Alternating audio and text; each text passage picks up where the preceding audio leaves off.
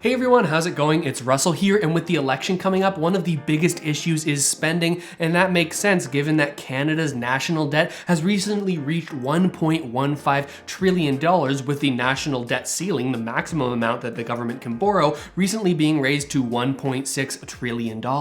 Now, the current Liberal government actually had a plan on how they were going to deal with this rising number, but some newly released information has actually shown that this plan might not roll out in the way that we all hoped it would. So in today's video, we're going to go over what this new information is, how it totally screws up the government's plans, as well as how they might be able to use inflation as a way to actually get themselves out of the mess they've made. But before we do, make sure to subscribe to the channel and hit the like button, and to check out the links in the description where you can open up your own investing accounts and buy things like stocks and digital assets. With Canada's debt hitting these high numbers that I mentioned before of $1.15 trillion, that starts to get a little bit abstract. So instead of focusing on that number, Justin Trudeau and the Liberals decided to pick a different metric to set their sights on that they believe more accurately depicts the current trajectory of Canada's economic growth. And they call this the debt to GDP ratio. Their idea is that taking on more debt as a country is actually okay as long as the amount of debt they're taking on is going down proportionally to the economic growth of the country, or the gross domestic product, essentially all of the goods and services sold and bought in any given year. Right now, this GDP amount and the total amount of debt that Canada has, they're right around the same number, putting this ratio at 50-50%. You can see these 50s here. That essentially means, okay, the debt for Canada is equal to the amount of gross domestic product in Canada currently. Now, the Liberals believe that even if they increase the debt continually, that this ratio will go down as long as the GDP, or the economic growth of the country, outpaces the amount of debt they take on. The idea is that as long as the economy keeps on growing at a high rate, they can take on more debt and have this ratio go down to a lower number. Now, I know this looks like a lot of numbers, but bear with me, it's super easy to understand. This is the Liberals' current platform for this election, sort of saying, hey, this is how much we're planning on spending in the upcoming years. And you'll see right here, the platform is saying that they want to spend $156 billion, because remember, this is measured in millions. This is $156 billion in this current sort of year, 2021 to 2022, and then these amounts as we go forward. And they're saying, hey, that's okay for us to spend this much because our debt to GDP ratio, based on our projections, is going to be consistently declining over this time, meaning that we have actually improving economic health. At least that's the way that they see it. As long as Canada's economic output, or gross domestic product, continues to increase, well, then it's not so bad to take on this much debt, the $156 billion, $62 billion, $49 billion in these upcoming years, because the economy is growing at a faster rate than the amount of debt they're taking on. But one important thing to note is that when they're coming up with these projections, they have to make a lot of assumptions about what the future is going to look like. And one of these assumptions is that they're going to be able to successfully bring in a new program, or a restarting of a program, that would allow them to extend the length of the debt they're taking on. Essentially, right now, the government of Canada issues bonds that allows them to borrow money from anywhere from 5 to 30 years. Now, they want to extend this and increase the amount of loans they're taking that will expire after 50 years, essentially kicking the can a little bit further down the road. This is directly from the 2021 budget authored by Chrystia Freeland and the Finance Department of the Liberal Party, and they say that their debt servicing strategy is going to involve maintaining a shift towards a long-term debt issuance,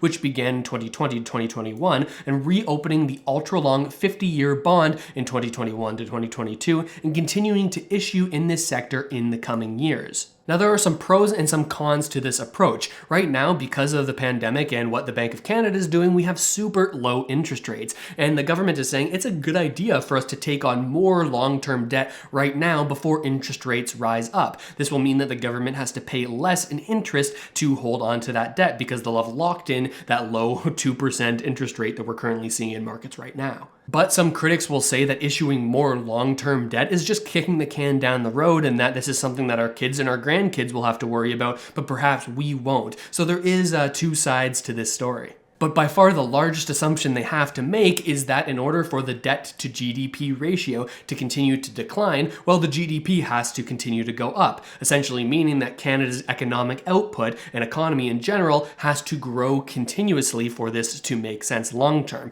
Now, some recent data has just been released that shows that Canada's economy actually hasn't been growing as of late, it's been shrinking. This graph from a recent Bloomberg article shows the rate of growth of Canada's economy. Now, this most recent reading, economists were expecting a 2.5% growth rate in Canada, but they were vastly surprised that it actually shrunk by 1.1% on an annualized rate. Now, this throws a huge wrench in the plan of the declining GDP ratio, because if you don't have an increasing GDP, an increasing economy, well then of course if you take on more debt, your ratio of debt to GDP is going to increase, not decrease. So with the potential of this debt to GDP ratio not going the way that the Liberals expect it to, what other ways could they potentially get out of this potential debt issue that they find themselves in? Well, one way that they could do this is through inflation. Now, most of the time when you hear inflation, you think of it as a bad thing because, of course, it increases the cost of living for everyday Canadians.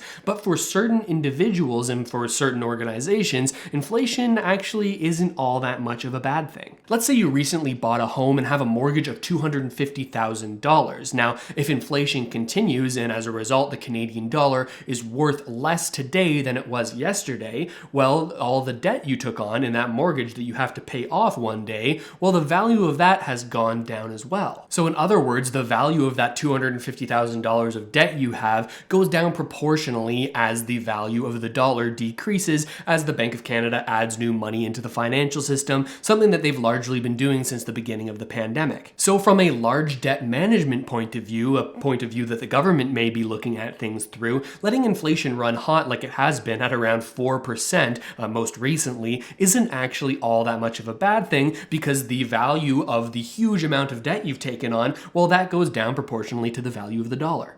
Of course, the consequence is a rising cost of living in Canada, but for people who are investing and who are taking out cheap debt like mortgages, this inflation doesn't as heavily impact them as the people who haven't been. So when some are benefiting from asset price inflation, at the very same time, Canada's most vulnerable, often people who don't have the means to invest or don't have the education to invest, well, they suffer even more from inflation because while they're not making as much money, their money that they do make doesn't go as far because of this increased inflation. So will Canada's GDP continue to fall and inflation continue to rise? Well, we can't know for sure, but I'm going to keep you posted right here on the channel, so make sure to subscribe and let me know what you think of all of this. Where do you think this whole game is running and where do you think it's heading in the future? Let me know in the comments. I read every single one and try to reply to as many as I can. And while you're down there, make sure to check out the links in the description where you can open up accounts to invest in things like stocks or various crypto assets, largely ways that people can protect their money from the effects of inflation. Check that out. There's all kinds of bonuses when you open up an account and it supports the channel. But with all of that said, thanks so much for watching, everybody. I really hope this video has helped you out at least a little bit,